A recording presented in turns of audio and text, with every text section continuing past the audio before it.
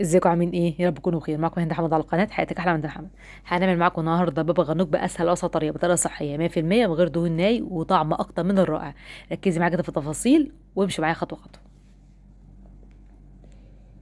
هنحتاج بدنجانتين وسط رومي، نص معلقه صغيره فلفل اسود، نص معلقه صغيره بصل بودر، معلقه توم بودر، معلقه ملح. عاوز تزودي ملح عن كده مفيش مشكله، بس كده ملحها يبقى مظبوط.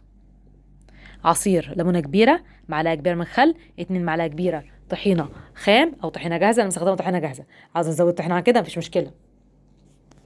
2 عود شبت و2 عود بقدونس متقطعين قطع صغيرين زي ما انت شايفه.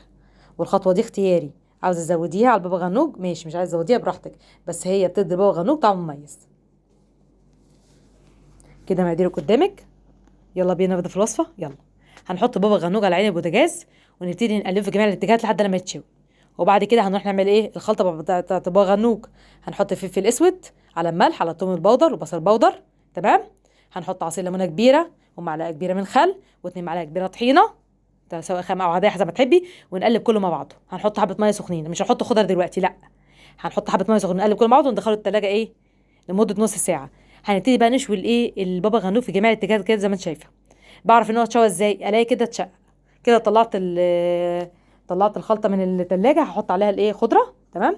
كده بابا غنوج اتسوى خلاص، هبتدي اقشره. كده قشرت الاتنين بابا غنوج. هجيب بقى ايه سكينه واقطع القطعه اللي فوق كده زي ما انتم شايفين. خلاص دي انا مش عايزاها، اقطعها وابتدي بقى ايه اهرسه. مش ههرسه بالشوكه لا، هبتدي بقى اعمل ايه، هقطعه قطع كده زي ما انتم شايفين كده، بقطعه مكعبات. حلو. وبعد كده هجيب الشوكه واهرسه. الطريقه دي سهله جدا في الهرس، جربوا الطريقه دي، سهله جدا في هرس البابا غنوج. بس هحطه بقى على خلطه وابتدي بقى ايه اقلب كله مع بعض كده زي ما انتم شايفين. بس قد بيه بقى مع سمك مشوي، او قدميه كسلطه مع اي نوع من انواع الاكل حسب ما تحبي.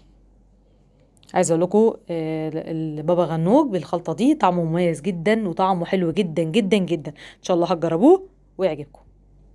هنعمل بقى ايه بابا غنوج بطريقه تانية. هحطه في الكبه وافرمه زي ما انتم شايفين كده اهو. ده القوام الكريمي ده بقى ينفع تعمل سندوتشات. يعني لو انت هتعملي سندوتشات بابا غنوج لازم يتفرم، ما ينفعش يتقدم كده. ان شاء الله تجربوا بابا غنوج بالطريقه دي ان شاء الله ويعجبكم ان شاء الله. عايزه اقول لكم طريقه صحيه 100% وطعم اكتر من الرائع وخلطه مميزه جدا جدا جدا. ان شاء الله تجربوه ويعجبكم. لو عجبك الوصفه لايك واشترك في القناه، ويا ريت تدعموني بالاشتراك. والسلام عليكم ورحمه الله وبركاته.